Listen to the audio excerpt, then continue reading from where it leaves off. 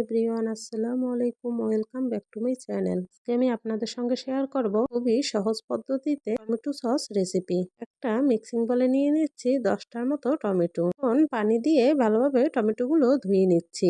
টমেটোগুলো ধুয়ে নেওয়া হয়ে গেছে, এবার তুলে নিচ্ছি। এখন টমেটোগুলো কেটে নেব।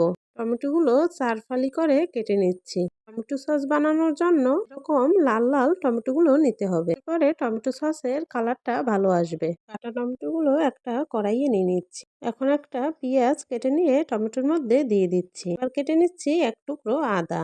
আপনারা চাইলে এগুলো স্কিপ করতে পারেন। কুচিটাও টমেটোর মধ্যে দিয়ে দিচ্ছি।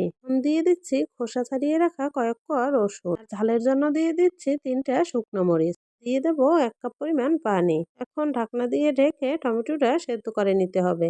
ঢাকনা সরিয়ে টমেটোটা নেড়ে দিচ্ছি। আরও ঢাকনা দিয়ে ঢেকে টমেটোটা ভালোভাবে সেদ্ধ করে নেব।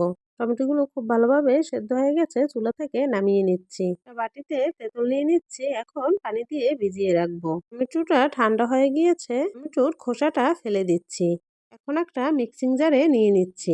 এবার টমেটোটা খুব ভালোভাবে পেস্ট করে নেব। করা হয়ে গিয়েছে, একটা ছাঁকনায় নিয়ে নিচ্ছি। নাড়িয়ে চাড়িয়ে টমেটোর কাঠটা বের করে নেব। অবশ্যই কিন্তু এই স্টেপটা ফলো করতে হবে। এবার এর মধ্যে দিয়ে দিচ্ছি 1/2 কাপ পরিমাণ চিনি, চামচ বিট লবণ। হাত দিয়ে মেখে তেঁতুলের কাঠটা বের করে নিচ্ছি। তেঁতুলের দানাগুলো ফেলে দিয়ে টমেটোর মধ্যে দিয়ে দিচ্ছি। এখন দিয়ে দেবো স্বাদ মতো লবণ। চুলে একটা কড়াই বসিয়ে টমেটোর কাঠটা দিয়ে দিচ্ছি। এখন একটু সময় নিয়ে জাল করে টমেটোটা ঘন করে নেব। এবার দিয়ে দিচ্ছি 2 চামচ পরিমাণ সাদা সিরকা। আরও ভালোভাবে জাল করে নিয়ে এভাবে ঘনত্বের করে নিতে হবে। চুলা থেকে নামিয়ে ঠান্ডা করে একটা বাটিতে নিয়ে নিচ্ছি। টমেটো সসটা কিন্তু একেবারে পারফেক্ট হয়েছে। খেতেও কিন্তু মাশাআল্লাহ দারুণ হয়েছে। আপনারাও কিন্তু বাড়িতে ট্রাই করবেন। এখনো যারা আমার চ্যানেলটি সাবস্ক্রাইব করেননি, সাবস্ক্রাইব করে দেবেন। সবাই খুব ভালো থাকবেন। আল্লাহ হাফেজ।